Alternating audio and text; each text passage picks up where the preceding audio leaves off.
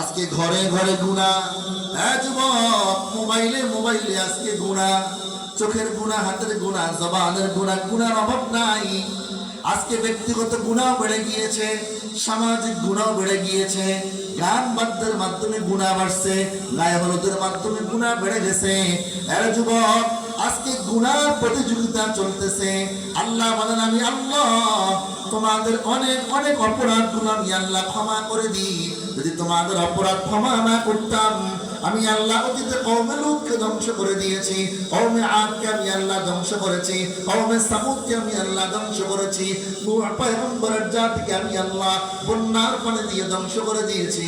কিন্তু আমি আল্লাহ তোমাদের অনেক অনেক অপরাধগুলো ক্ষমা করে দিই। আল্লাহ অন্য আয়াতে বলেন, সূরাতুর রুমের 41 নম্বর আয়াতে আল্লাহ বলেন, যাহারাল ফাসাদু ফিল বাররি ওয়াল বাহরি বিমা কাসাবাত আইদিন নাস। আল্লাহ বলেন, জলে এবং স্থলে তোমাদের উপরে যত বিপদ আসে, এই সবগুলো মানুষ তোমাদের হাতের কামাই। তোমাদের অপরাধের কারণেই তোমাদের উপরে আযাব আসে, গজব আসে।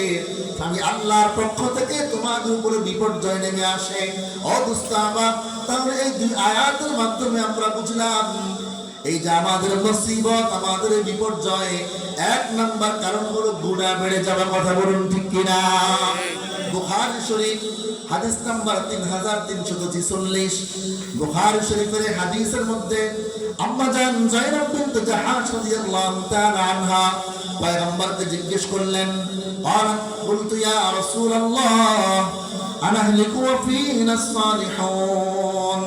আম্মা জান যায়েনব বিনত জাহাশ রাদিয়াল্লাহু তাআলা আনহা পয়গম্বরকে বললেন, পয়গম্বর, আমাদের মধ্যে নেককার নামাজি আল্লাহওয়ালারা থাকার পরেও কি আমরা ধ্বংস হয়ে যাব? মাঝের মধ্যে জাকিরিন শাকিরিন নেককাররা থাকার পরেও কি আমরা ধ্বংস হয়ে যাব? পয়গম্বর বললেন, নাম, ইযা কাসুরাল খাবাস। পয়গম্বর বললেন, হ্যাঁ হ্যাঁ, যখন তোমাদের মধ্যে গুনাহ বেড়ে যাবে, অপরাধ বেড়ে যাবে, অন্যায় বেড়ে যাবে, তোমাদের মধ্যে নেককার আল্লাহওয়ালারা থাকার পরেও আল্লাহ তোমাদেরকে ধ্বংস করে দিবে। নাউযুবিল্লাহ বলেন। ও দোস্ত আমার, এই জন্য এক নাম্বার কারণ গুনাহ যখন বেড়ে যায়, ওই সমাজের উপর আল্লাহর পক্ষ থেকে আযাব আর গজব চলে আসে। দুই নাম্বার, কোন জাতি যখন আল্লাহর শরণ থেকে গাফিল হয়ে যায়, তো আল্লাহ রাব্বুল আলামিন ওই জাতির জীবন যাপনকে আল্লাহ সংকীর্ণ বানায় দেন। বলেন নাউযুবিল্লাহ।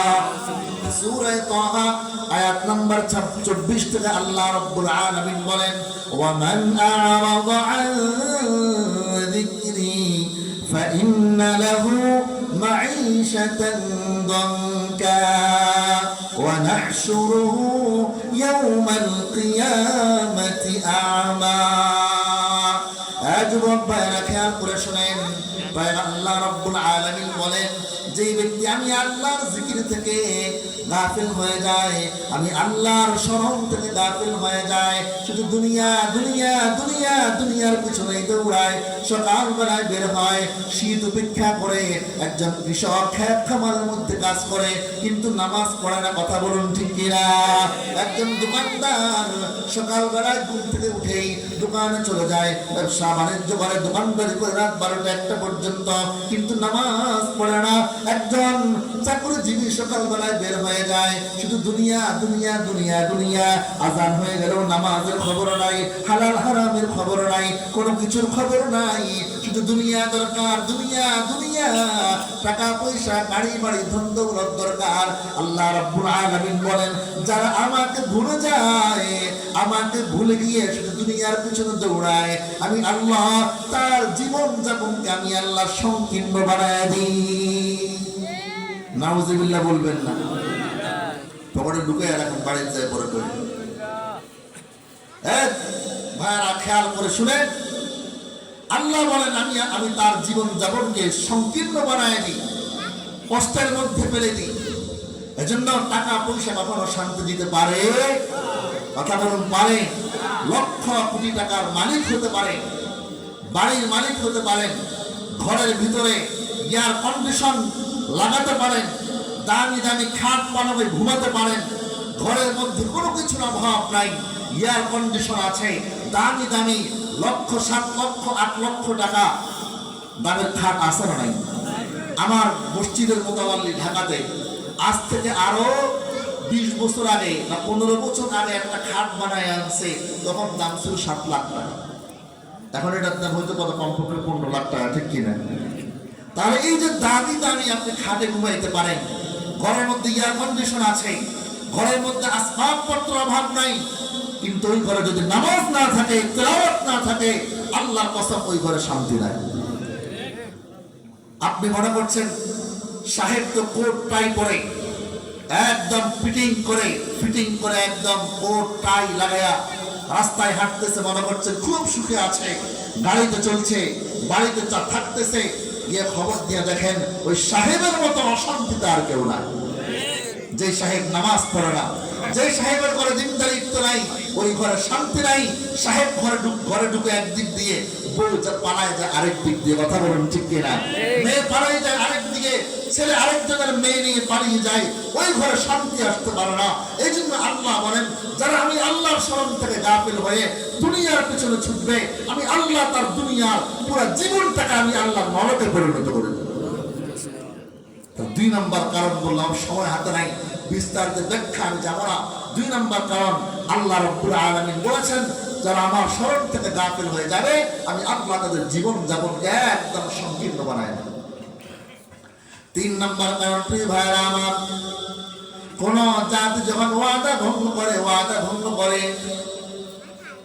কোন জাতি যখন আল্লাহর বিধান মতো ফয়সালা করে না, তো আল্লাহ রাব্বুল আলামিন ওই জাতির উপরে আল্লাহ বিজাতীয় শত্রুকে চাপায় দেন। বলেন নাউযুবিল্লাহ। মুওয়াত্তা ইমাম মালিক হাদিসের কিতাব, হাদিস নাম্বার 927, قال النبي صلى الله عليه وسلم ولا حكم قوم بغير الحق إلا فشى فيهم الدم ولا خطر قوم بالعهد إلا سلط عليهم العدو। ভাইরা আমার খেয়াল করে শুনবেন, পয়গম্বর বলেন ওয়ালা হাকামা কওমুন বিগাইরিল হক, পয়গম্বর বলেন কোন জাতি যখন অন্যায়ভাবে ফয়সালা করে, ন্যায়ের পক্ষে ফয়সালা করে না, টাকা খেয়ে সুদ ঘুষ খেয়ে অন্যায়ের পক্ষে ফয়সালা দেয়, জালেমের পক্ষে রায় দেয়, এবং জালেম সমাজে আছে না নাই? 2 নম্বরই ফয়সালা দেয়, আস্তে করে টাকা পকেটে ঢুকে যায়, এবার তার পক্ষে রায় দেয়, এমন লোক সমাজে আছে না নাই?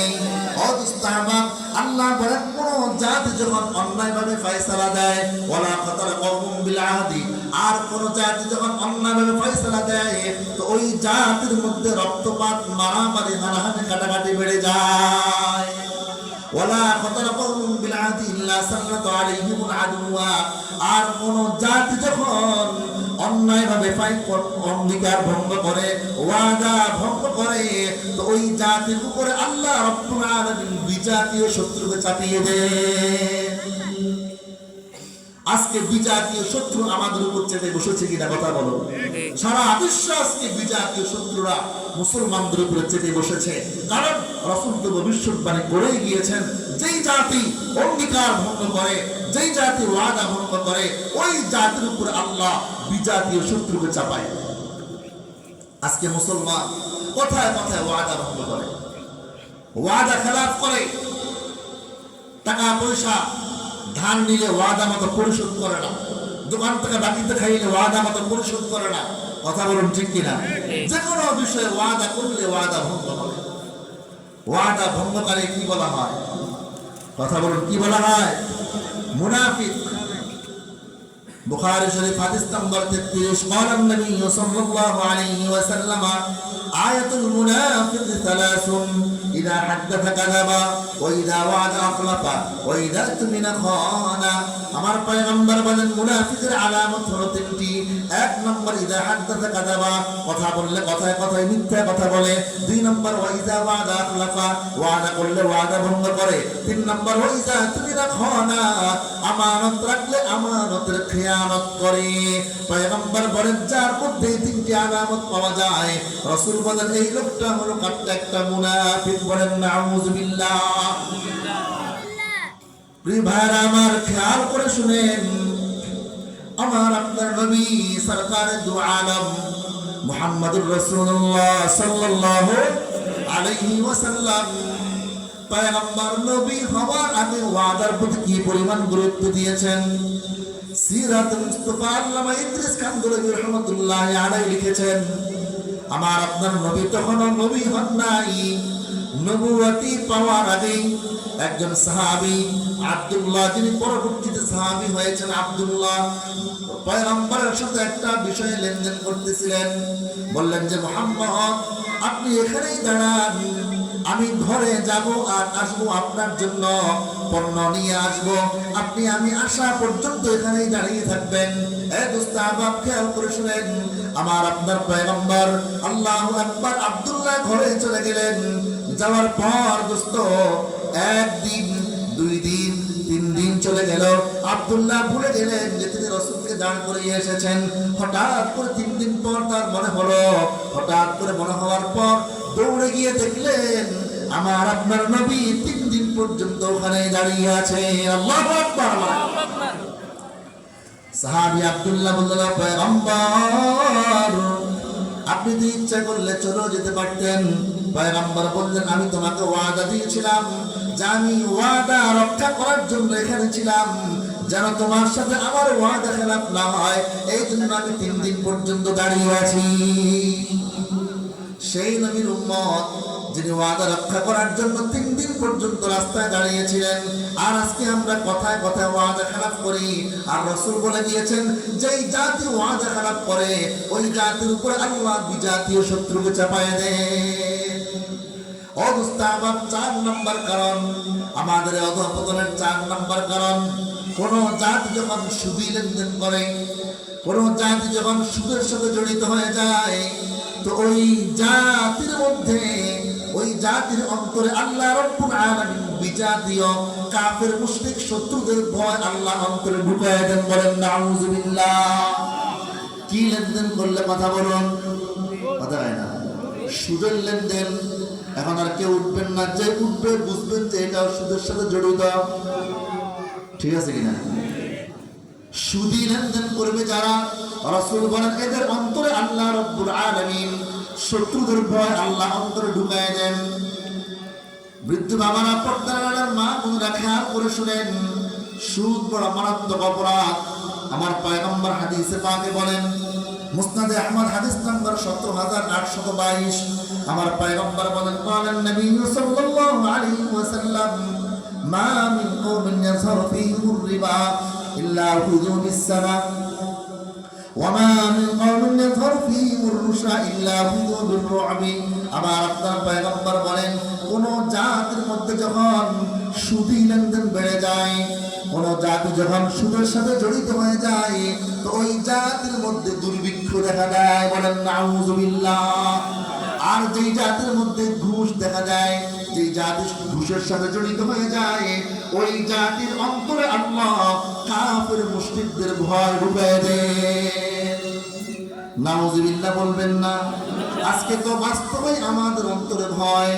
আজকে আমরা মুসলমানরা সংখ্যায় আমরা এত বেশি, এরপরও আমরা কাফের মুশরিকদেরকে ভয় পাই, আমরা আজকে অস্ত্রকে ভয় পাই, আজকে আমরা বোমাকে ভয় পাই, আজকে আমরা কামানকে ভয় পাই, আমাদের অন্তরে শুধু ভয় আর ভয়। কিন্তু দোস্ত, ওই যে ফিলিস্তিনের মুসলমান, যেখানে এত মার খাওয়ার পরও এখনো তারা আল্লাহু আকবার কাফেরদেরকে ভয় পায় না। ওই ফিলিস্তিনের মুসলমান গুলাকে দেখেন, ছোট ছোট বাচ্চাগুলাও ইসরায়েলের সন্ত্রাসীদের সামনে দাঁড়ায়া নারায়ে তাকবীর স্লোগান দেয়। কথা বলুন ঠিক কিনা? এত নির্যাতন অত্যাচারের পরেও পেটে ভাত নাই, গায়ে কাপড় নাই, মাথায় ছাদ নাই, বাবা নাই, মা নাই, ঘর হারা, মা ছাড়া, বাবা ছাড়া। এরপরে ফিলিস্তিনের মুসলমানদের ঈমান দেখেন, সব কিছু ধ্বংস হয়ে যাওয়ার পরেও এখনো তারা ওই হামাসের যোদ্ধারা বাতিলের সামনে মাথা নত করে নাই। এজন্য প্রিয় যুবক ভাইরা, বাংলার তাওহীদি জনতা, আমাদের ঈমানেও মজবুতি অর্জন করতে হবে। হারাম তাওয়াক্কা করতে হবে, হারাম হালালের তাওয়াক্কা করে হারামকে বর্জন করে, সুদ ঘুষ বর্জন করে আমরা যদি হালাল ভক্ষণ করি, আমাদের সামনে কোন নাস্তিক মুরতাদ, কোন রাসূল বিদ্বেষী, কোরআন বিদ্বেষী, ইসলামের বিরুদ্ধে কথা বলে, কোরআনের বিরুদ্ধে কথা বলে আমাদের সামনে দাঁড়াতে পারবে না, দাঁড়াতে পারবে না। কথা বলুন ঠিক কিনা? সম্মানিত হাজিরিন, আজকে সমাজে সুদখোর আসারা নাই, সরকার নাই, আছে হাই হাই। সুদ যে কত বড় মারাত্মক অপরাধ, সময় তো আমার হাতে নাই। সুদ যে কত বড় মারাত্মক অপরাধ বলবো, যে একটা হাদিস শোনাবো। সুদ কত বড় মারাত্মক অপরাধ। রাসূল সুদখোরের উপরে লানত দিয়েছেন, নাউজুবিল্লাহ। কে লানত দিয়েছেন? প্রিয় নবীজি যদি লানত দেন তার জীবনটা খুব আরামদায়ক হবে। কি বলেন? মুসলিম শরীফ হাদিস নাম্বার 1598। عن جابر بن عبد الله رضي الله تعالى عنه قال لعن رسول الله صلى الله عليه وسلم آكل الربا وموكله وكاتبه وشاهديه وقال هم سواء.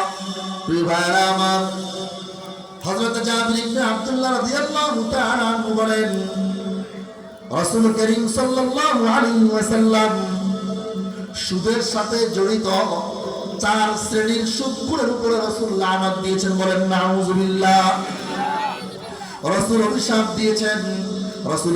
দিয়েছেন, আকিলার রিবা ওয়া মুকিলাহু, সুদদাতা, সুদগ্রহীতা, সুদ যেই ব্যক্তি দেয় আর যেই ব্যক্তি গ্রহণ করে, ওয়া কাতিবাহু ওয়া শাহিদাইহি, সুদের লেখক যেই ব্যক্তি হয়, ওয়া শাহিদাইহি, সুদের কারবারে লেনদেনে যেই ব্যক্তি সাক্ষী হয়, 4 শ্রেণীর মানুষের উপরে আমার আপনার পয়গম্বর লানত দিয়েছেন। বলেন নাউজুবিল্লাহ।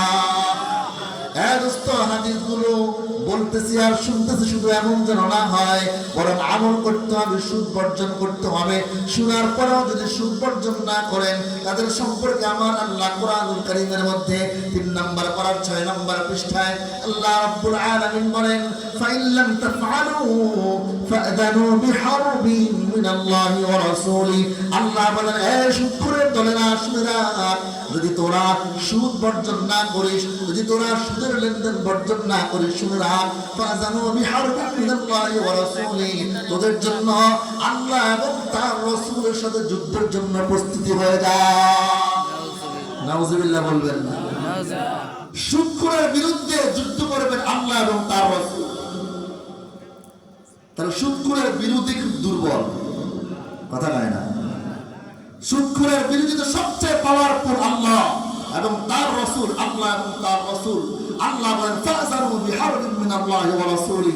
আল্লাহ যারা এত কিছু শোনার পরেও সুদ বর্জন করবে না, এদের জন্য আল্লাহ এবং তার রাসূলের পক্ষ থেকে যুদ্ধের ঘোষণা শোনায় দাও। নাউজুবিল্লাহ। এজন্যই দেখবেন সুদখোর, দেখবেন মনে করতেছেন আরামে আছে, না না, ভিতরে শান্তি নাই। সুদখোরের ছেলেটা বিপদে পড়ে যায়, মেয়েটারে বিবাহ দিছে, বাবার বাড়ি শ্বশুর বাড়িতে শান্তি পায় না। কথা বলুন ঠিক কিনা? পুত্রবধূ এমন একটা ধরে আনছে দাজ্জাল, নিজেকেও শান্তি দেয় না, শাশুড়িকেও শান্তি দেয় না, নিজে এমন অসুস্থ হয়ে যায়, হাসপাতালে চলে যাবে, সুদখোর টেরও পাবে না। কথা বলুন ঠিক কিনা? এই দোস্ত, আমার এই জন্য সুদ বর্জন করতে হবে। আমার পয়গম্বর আরেক হাদিসে বলেন, মুসনাদে আহমদ হাদিস নাম্বার 22007, আমার পয়গম্বর বলেন, قال النبي صلى الله عليه وسلم درهم ربا يأكله الرجل وهو يعلم أشد من 36 زنيا। আমার পয়গম্বর বলেন, জেনে শুনে 1 দিরহাম সুদ খাওয়া, জেনে শুনে যেই ব্যক্তি 1 টাকা সুদ খায়, রাসূল বলেন এটা 36 বার জিনা করার চেয়ে মারাত্মক অপরাধ। হাই হাই হাই, 1 টাকা সুদ খাওয়া কতবার? কথা বলেন কতবার? 36 বার।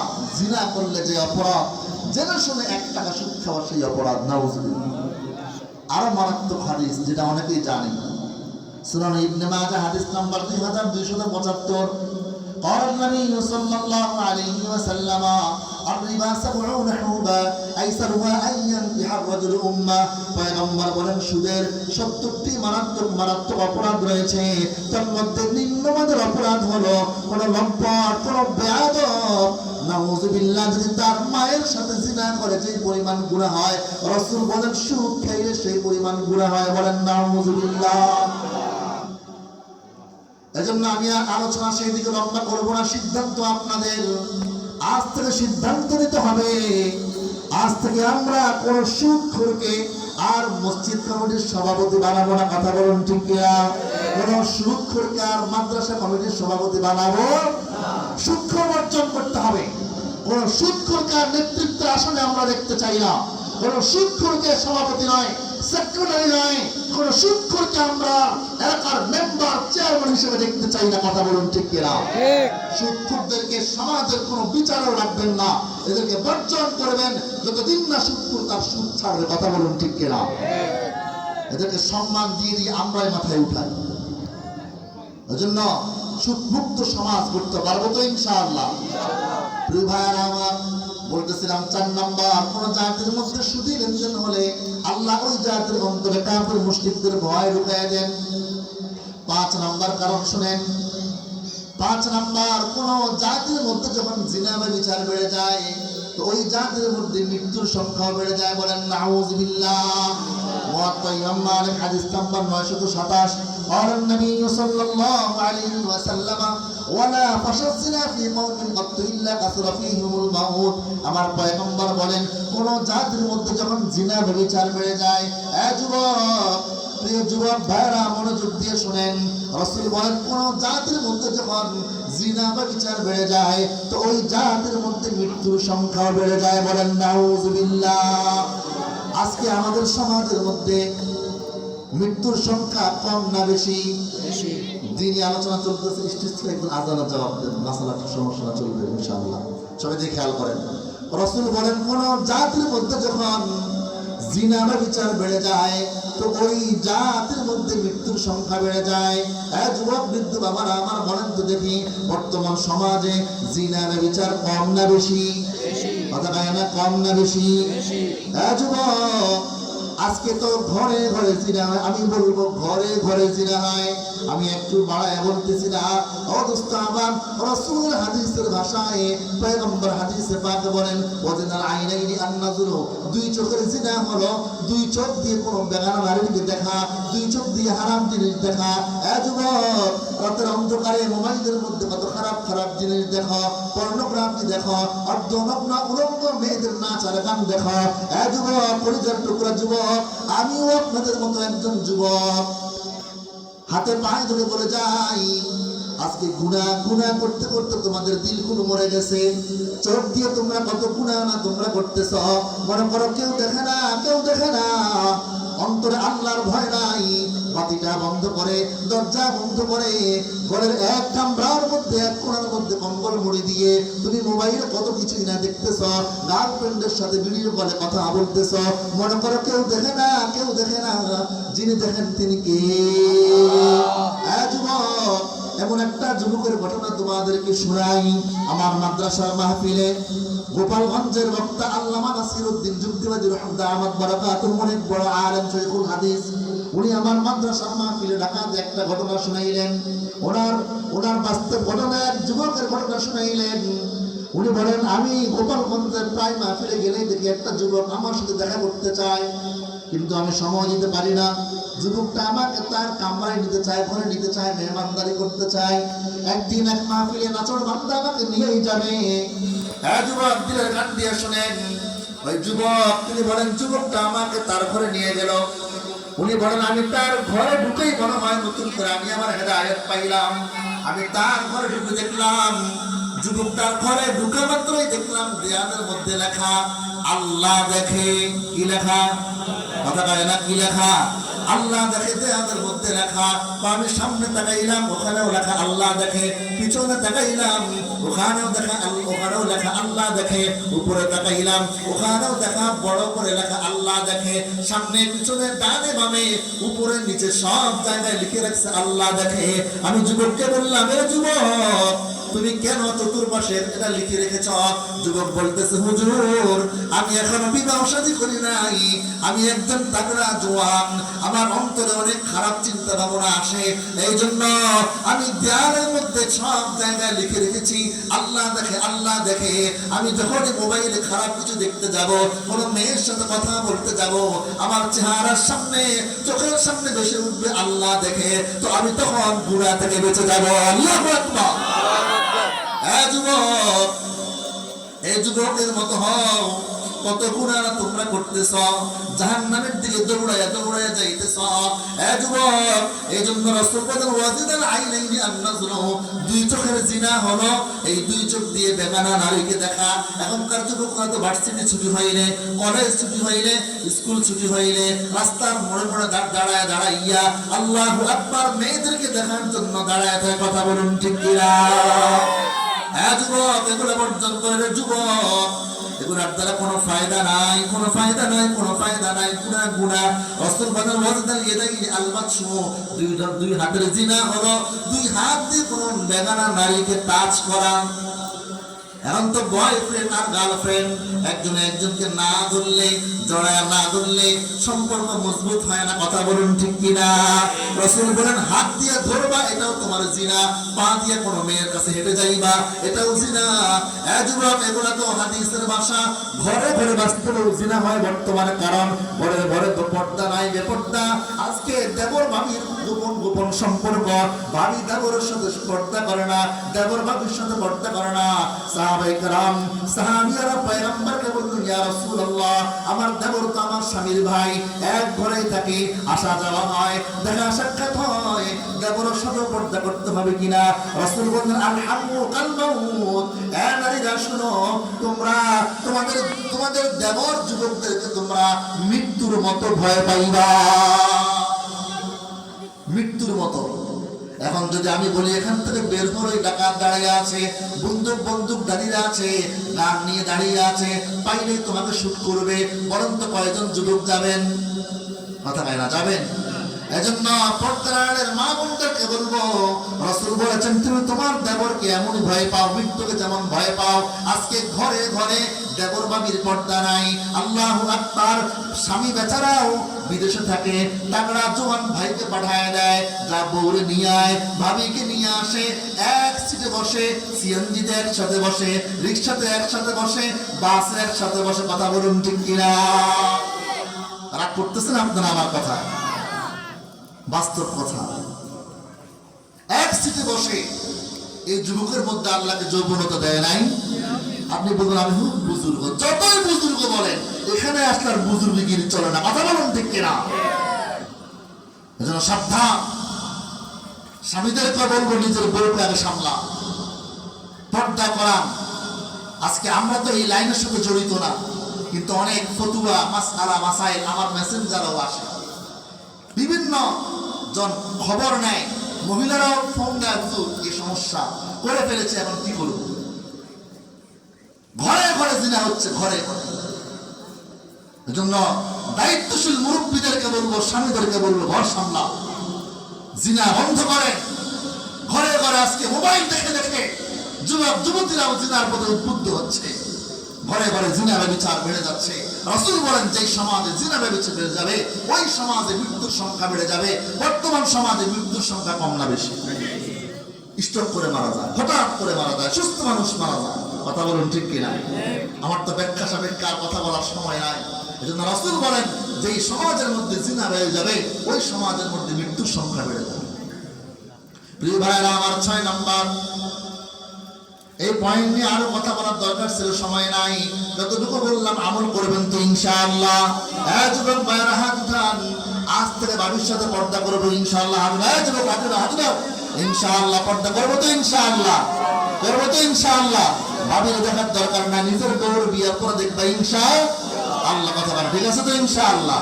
আল্লাহ কবুল করুন, আমিন।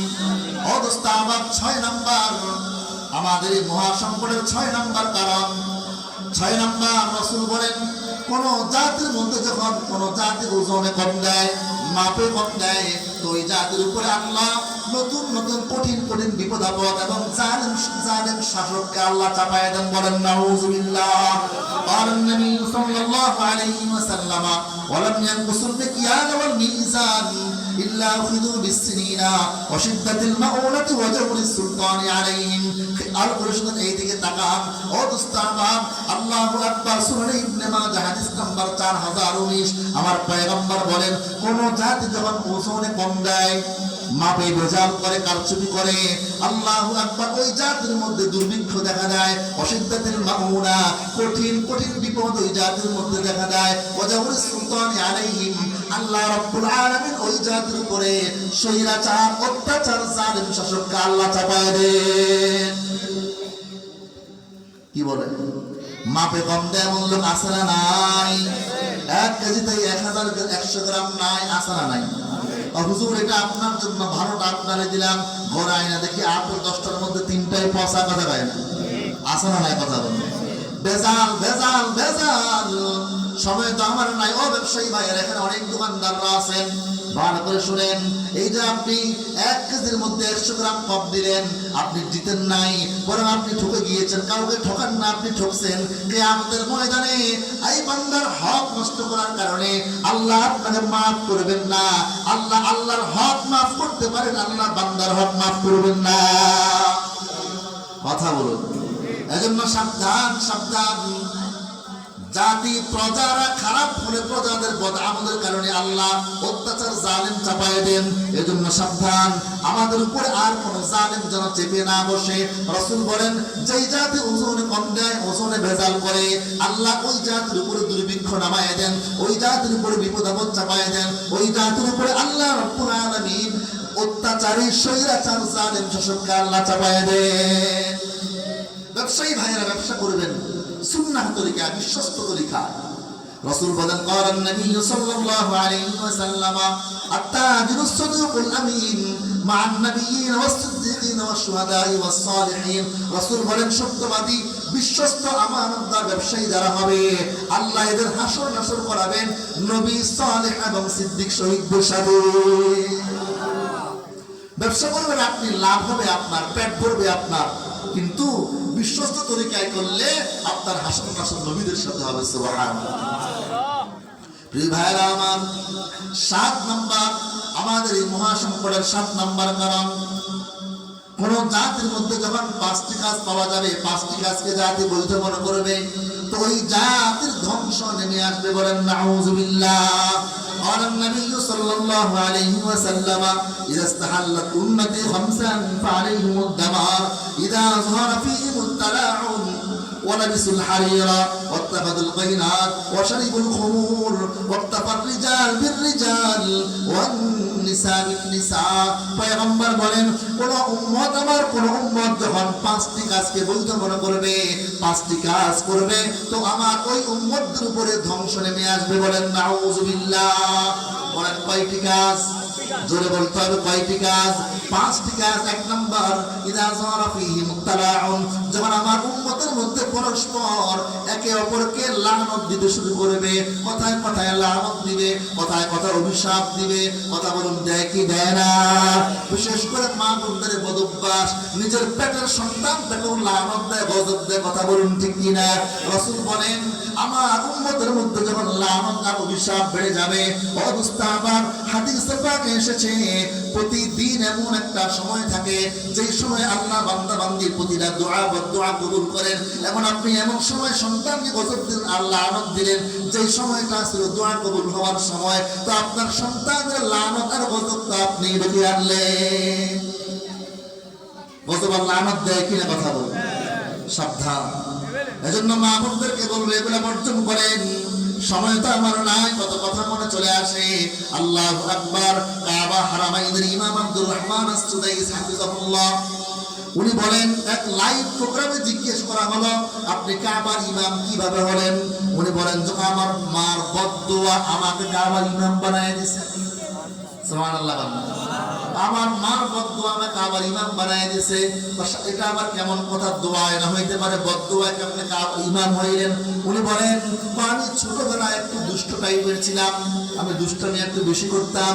তো একদিন আমার মা বিরক্ত হয়ে বলতেছে, তোমার দুষ্টামির কারণে বিরক্ত হয়ে বলতেছে, ভাই আব্দুর রহমান, আল্লাহ তোরে কাবার ইমাম বানায় রে। ওই যে মায়ের কথা বলছে, আল্লাহ কবুল করে আমার কাবার ইমাম বানায় দিয়েছে। সুবহানাল্লাহ। আজ কোনো কথা না, লাইভ প্রোগ্রামে শুনছি। এজন্য দোস্ত, আমার মা বোনদেরকে বলবো, সন্তানকে বদদুয়া দিবেন না। আল্লাহু আকবার। আল্লামা জুলফিকার নকশবন্দি হাফিজাহুল্লাহ বয়ানের মধ্যে, খুতুবাত জুলফিকারের মধ্যে ঘটনা বর্ণিত। এক মা এভাবে সন্তানকে বদদুয়া দিয়েছিল। সন্তানটা যুবক হয়ে বড় হয়ে মারা গেছে, কান্নাকাটি করে। রাতের বেলা আল্লাহ স্বপ্নে দেখাইলেন, এখন কেন কান্না করো? এই সন্তান যখন ছোট ছিল, ওই সময় তুমি তোমার এই সন্তানকে লানত দিছিলা, গজব দিছিলা। আমি আল্লাহ এটা জমা করে রাখছিলাম। আজকে আমি সেই গজব তার উপরে আল্লাহ বাস্তবায়ন করে দিছি। নাউজুবিল্লাহ। এজন্য লানত বর্জন করবো তো ইনশাআল্লাহ। 2 নম্বর, ওয়ালাইকুল হারিরা। অথবা আমার উম্মতের পুরুষরা যখন রেশমি পোশাক পরা শুরু করে দিবে। 3 নম্বর, ওয়াত্তাখাযুল কাইনাত। আমার উম্মত যখন গান বাদ্য, গায়ক গায়িকা, নায়ক নায়িকাকে মূল্যায়ন করবে, গান বাদ্যকে গ্রহণ করবে, নায়ক নায়িকা গায়ক গায়িকার পিছনে দৌড়াবে। কথা বলুন, আসরা নাই? যুবকরা খালি শুনলেই হয়েছে, অমুক জায়গায় অমুক নায়ক আসতেছে, গায়ক আসতেছে, প্যান্ট শার্ট লয়ে দৌড় মারে। কথা বলুন, ঠিক কিনা? আজকে সমাজের মধ্যে গায়ক গায়িকা, নায়ক নায়িকাকে মূল্যায়ন করা হয়, গায়ক গায়িকার পিছনে দৌড়ায়। হ্যাঁ, আলহামদুলিল্লাহ, পরিবর্তন এসেছে। গতকালকেও টাঙ্গাইলের মধ্যে ওই যে পরিমণি নাকি একটা শয়তান আছে, পরিমণি, এই শয়তানের অনুষ্ঠান তৌহিদি জনতা ওলামায়ে কেরাম বন্ধ করে দিয়েছে। আরো কয়েকদিন এখন আরেক জায়গাতে একটা কনসার্ট যুবকরা বন্ধ করে দিয়েছে। কিন্তু আফসোস হয়, আমাদের সমাজের মধ্যে বর্তমানে নায়ক নায়িকা, গায়ক গায়িকাকে এমন মূল্যায়ন করা হয়, বিদেশ থেকে এনে এদেরকে কোটি টাকা দেওয়া হয়, লক্ষ টাকা দেওয়া হয়, হাজার কোটি টাকা, লক্ষ টাকা ব্যয় করে কনসার্টের আয়োজন করা হয়। অথচ আপনার সমাজের ইমাম, মুয়াজ্জিন, মাদ্রাসার শিক্ষককে মূল্যায়ন করা হয় না, বেতন দেওয়া হয় না। 5,000 10,000 টাকা বেতন দেওয়া হয়। গায়ক গায়িকাকে মূল্যায়ন করা হয়, গানের শিক্ষককে মূল্যায়ন করা হয়, ইংরেজি শিক্ষককে মূল্যায়ন করা হয়, একজন আলেমকে মূল্যায়ন করা হয় না। কথা বলুন, ঠিক কিনা? ইমামের বেতন 5-6 হাজার টাকা। ইমাম যে আপনার ঘরে ঢুকে যে ঘর চুরি করে না, আপনাদের সৌভাগ্য। গায়ক গায়িকা, নায়ক নায়িকাকে মূল্যায়ন করেন। 2 টাকার গায়ক, 2 টাকার নায়ক, কণ্ঠ দিয়েছেন আল্লাহ, এই কণ্ঠ দিয়ে গায়, এরা আপনারা লক্ষ কোটি টাকা দেন। আর হুজুররা 12 ঘন্টা 14 ঘন্টা জার্নি করে আইসা বয়ান করে, এরপর আপনারা সমালোচনা করেন, 1 ঘন্টা বয়ান করে এতটুকু টাকা লয়ে গেল। কথা কয় না? কয় কি কয় না? চুক্তির পক্ষে কখনো আমি না, আলহামদুলিল্লাহ। আমার শহীদ ভাইও জানেন, সোহেল ভাই জানেন, কখনো আলহামদুলিল্লাহ খামটা খুলেও দেখি না। কিন্তু হ্যাঁ, এরপরেও অনেকে সমালোচনা করে, বয়ান করছে অল্প কতক্ষণে না। কিন্তু বয়ানের পিছনে আসতে যে ঢাকাতে কয় ঘন্টা লাগে? 12 ঘন্টা লাগে কিনা আসতে যাইতে? হ্যাঁ, আপনার কাছে 1 ঘন্টা, কিন্তু আমার তো ব্যয় 13 ঘন্টা। এগুলো চিন্তা করবেন। তো গায়ক গায়িকাকে মূল্যায়ন করেন। 10 টাকা 2 টাকার গায়ককে 1000 টাকা দেন, গানের শিক্ষককে 1000 টাকা দেন, ইমাম মুয়াজ্জিনের বেতন বাড়ান না। আমি বলবো, এই দেশের সবচেয়ে বৈষম্যের শিকার হলো আলেম সমাজ। এজন্য সব জায়গায় পরিবর্তন হয়েছে। ইমাম মুয়াজ্জিনের বেতন, মাদ্রাসা শিক্ষকদের বেতনের মধ্যে কোনো পরিবর্তন হয় নাই। এগুলো পরিবর্তন করবেন। সমাজের নেতা যারা আছেন, দায়িত্বশীল যারা আছেন, ইমামদের সাথে মুয়াজ্জিনদের উপরে জুলুম করবেন না, জুলুম করবেন না, জালেম হবেন না। সামর্থ্য অনুযায়ী, সাধ্য অনুযায়ী ব্যাংকে তার টাকা জমিয়ে রেখে বাহাদুরি না করে ইমাম মুয়াজ্জিনদেরকে মূল্যায়ন করবেন। পারবেন তো ইনশাআল্লাহ? ওয়াত্তাখাযুল কাইনাত ওয়া শারিবুল খুমুর। রাসূল বলেন, মদ পান করবে আমার উম্মতরা, যখন মদ পান করবে, ওয়াক্তাফার রিজাল বিল রিজাল ওয়ান নিসা বিন নিসা, নারী নারীর সাথে, পুরুষ পুরুষের সাথে জিনার বিচার করবে, সমকামিতা করবে। বলেন নাউজুবিল্লাহ। এটাও আসানা নাই। আমাদের শিক্ষা সিলেবাসের মধ্যে ওই যে শরীফ থেকে শরীফার গল্প ঢুকায়া আমাদের কচিকাচাদেরকে নাস্তিক মুরতাদ বানানোর, সমকামী বানানোর ষড়যন্ত্র করা হয়েছিল। এজন্য আমরা বলবো, বর্তমানে প্রত্যেকটা শিক্ষাঙ্গনে সিলেবাসের মধ্যে কোরআনের শিক্ষাকে বাধ্যতামূলক করতে হবে। কথা বলুন, ঠিক কিনা? রাসূল বলেন, 5টি কাজ যখন কোনো উম্মত করবে, তাদের উপরে ধ্বংস নেমে আসবে। এগুলো আমরা বর্জন করবো তো ইনশাআল্লাহ? বর্জন করবো তো ইনশাআল্লাহ? আমার আর সময় নাই। উত্তরণের পথ ও পদ্ধতি আমি শুধু সংক্ষেপে পয়েন্টগুলো বলে যাব। এই যে আমাদের এই মহাসংকট চলছে, কারণগুলো বললাম, কেন আমাদের এই মহাসংকট, 7টা কারণ আমি বলেছি। এর থেকে বাঁচতে হলে 1 নাম্বার আমাদের ঈমান মজবুত করতে হবে। কি করতে হবে? ঈমান মজবুত করতে হবে। আমরা যখন ঈমানের শক্তিতে ঈমানি বলে বলিয়ান হব, সাহাবায়ে কেরামের মতো ঈমানের শক্তিতে আমরা শক্তিমান হব, বলিয়ান হব, তো আল্লাহ বলেন ওয়ালা তাহিনু ওয়ালা তাহজানু ওয়া আনতুমুল আ'লাউনা ইন কুনতুম মুমিনিন।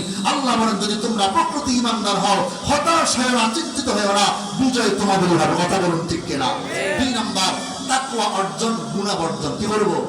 তাকওয়া অর্জন, গুনাহ বর্জন। গুনাহ ছাড়বো, নেক কাজ ধরবো। আল্লাহ বলেন ওয়ালা আন্না হাদাল কুরআ আমানু ওয়াত্তাকাউ লাফাতাহনা আলাইহিম বারাকাতিন মিনাস সামাই ওয়াল আরদ। আল্লাহ বলেন যদি জনপদবাসীরা ঈমান আনে, তাকওয়া অর্জন করে, আমি আল্লাহ আসমান এবং জমিনের সমস্ত বরকতের দরজাগুলো খুলে দিব। সুবহানাল্লাহ। সংকট দূর হয়ে যাবে। তাকওয়া অর্জন করব, গুনাহ বর্জন করব। আজকে বরকত নাই, বরকত উঠে গেছে। মুরব্বীরা দেখছে আগে খেতে খামারে ফসলের অভাব ছিল না, পুকুরে খালে বিলে মাছের অভাব ছিল না। কথা বলুন ঠিক কিনা? এখন সব বরকতের দরজা বন্ধ হয়ে গেছে। এই জন্য গুনাহ ছাড়বো, তাকওয়া অর্জন করব। আল্লাহ রাব্বুল আলামিন আমাদের মধ্যে ইনশাআল্লাহ আবার বরকতের দরজা খুলে দিবেন। 3 নাম্বার বেশি বেশি আল্লাহর কাছে দোয়া করব। পারবো?